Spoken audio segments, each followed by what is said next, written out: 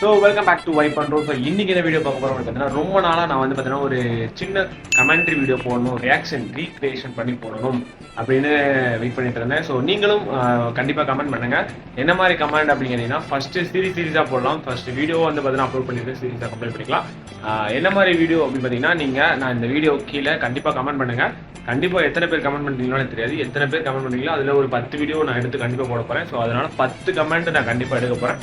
அதனால ஒரு உங்களோட ஃபன்னியஸ்ட் பிரேக்கப் ஸ்டோரி இருக்கும். கண்டிப்பாக எல்லாருக்குமே ஒரு ஃபன்னியஸ்ட் பிரேக்கப் ஸ்டோரின்னு இருக்கும்.